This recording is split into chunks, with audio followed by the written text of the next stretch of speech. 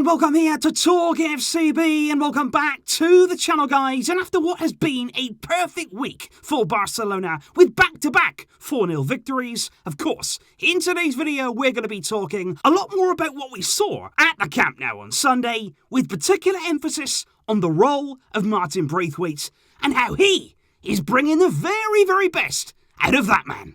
It's Antoine Griezmann with goals in back-to-back games and an absolute rocket against Osasuna.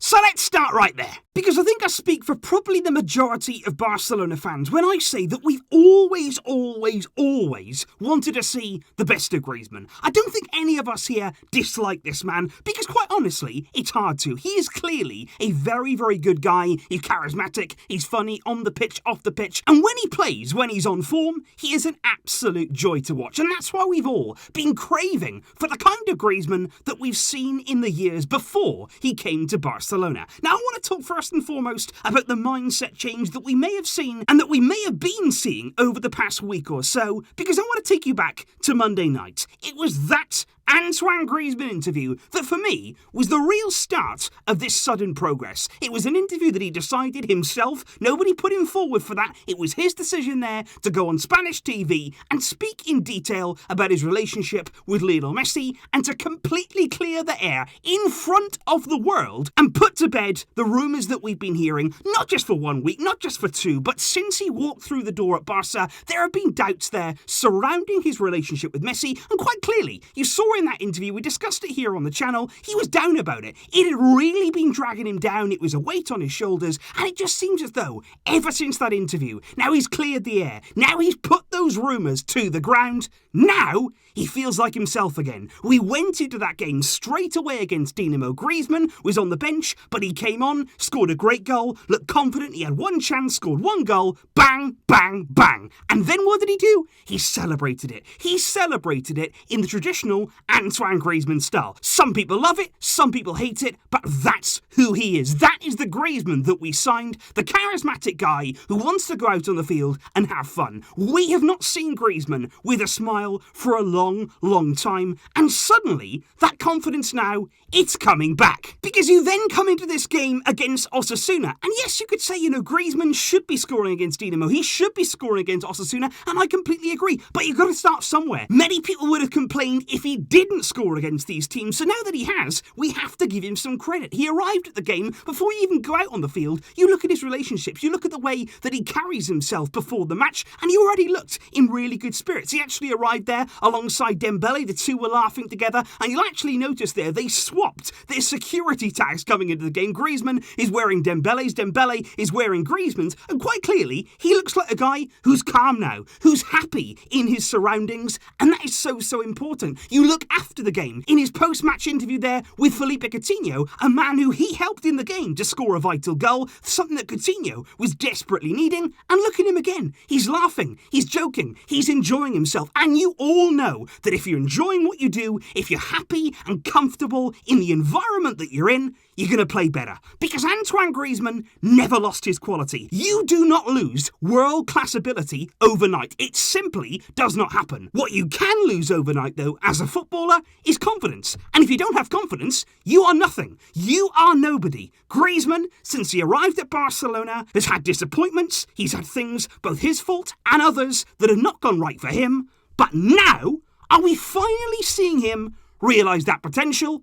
And is it a coincidence that it's also been with Martin Braithwaite in the team? Because I want to start first of all by showing you a Griezmann performance and his heat map against Dynamo Kiev, which was just over 1 month ago. It was Griezmann who played at home against Dynamo. He was subbed there after 60 minutes, and as you can see there, he was barely even involved. If you didn't actually look closely, you probably wouldn't have even noticed that he was playing. Just 21 touches in the game, he had just one single shot on target, and as you can see, he was completely non-existent. What I want to show you now is his heat map and his performance from today. And as you can see, that is night and day. Those two players, They are barely recognisable with each other. If you didn't know that was Griezmann in both of those, you'd say no, those are completely different players playing in completely different positions. But you know what? That's exactly what's happened. Griezmann has suddenly found himself, with the addition in the team of Martin Braithwaite, playing a better role and playing a role that's more suitable to him. He sees more of the ball, he gets in better positions, he has more space to run into, as we're going to highlight now. And what you'll also notice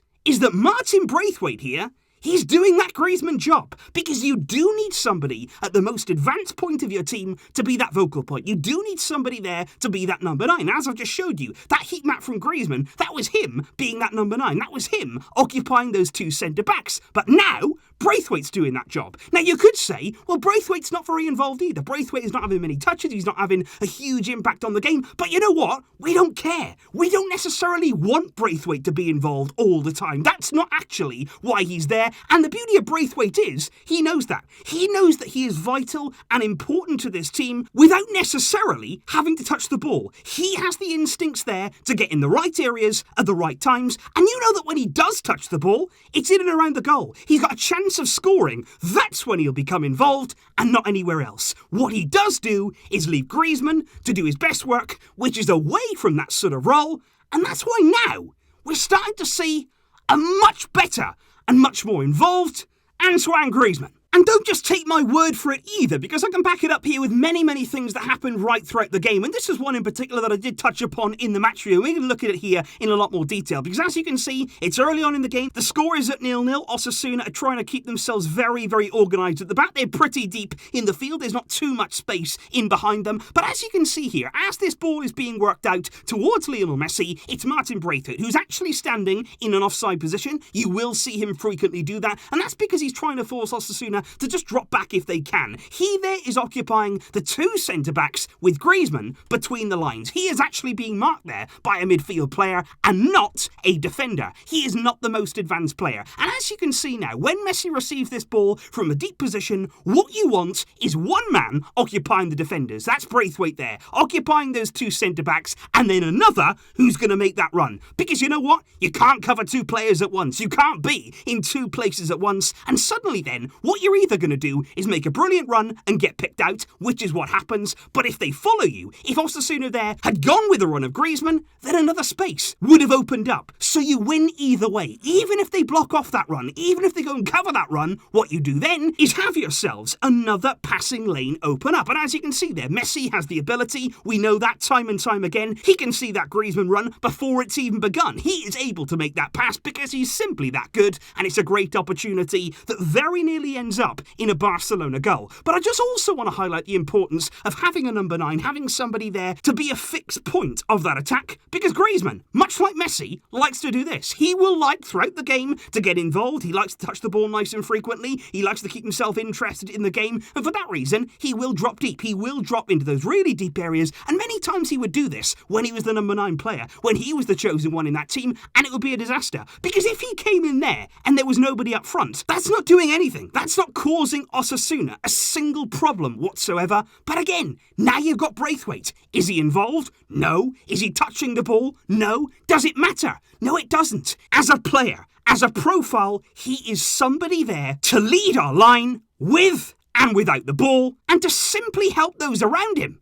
That is his purpose. And I just want to make it clear, guys, and say, maybe this won't work every single game. We've seen certainly Griezmann come on with the confidence against Dynamo. We've seen it work again today at home against Osasuna. But there's no guarantee that this is going to be a tried and trusted method that we can use game in, game out. We're going to have to wait and see how it goes. And Koeman will certainly have decisions on his hands in the games to come. But we should see this. We really should see this many, many times throughout the season. It's something clearly that can be affected that we have to keep in mind, and that we should certainly put some trust in. And I also want to say there's no guarantee that Griezmann continues on this run either. He's had 2 good games. I'm giving him enormous credit for that, because I think personally he's very mentally strong. I think he came out and did that interview. He's looked really, really confident, and I'm positive looking to the future. But of course, now you want it to continue that. Now is not the time to sit around and stand around saying, Griezmann, he's going to be fine. He's going to do fine at Barcelona. He has to keep working, game in, game out, to keep pushing. Because when you're brought in there for 120 million euros, when you're the player that Griezmann is, a goal in back-to-back games, that's great.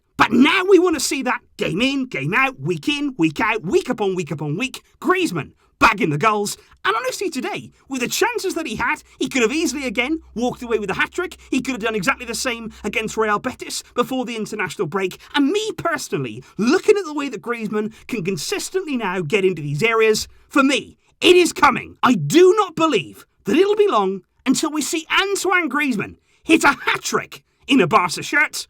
The time is coming. Get ready for it. So please do leave your thoughts in the comments down below, guys. What are you thinking right now with regard to how the team are playing? What do you think of the role of Griezmann? What do you think there about the presence of Martin Braithwaite? Do you believe this is something and a system there that we could see really come to good use of Koeman in the future? Let me know all of those thoughts down below. And of course, the games will keep on coming, and we must keep on winning. I'll see you soon, guys, and I thank you as always for your support. But until next time, as always, Visca El Barça.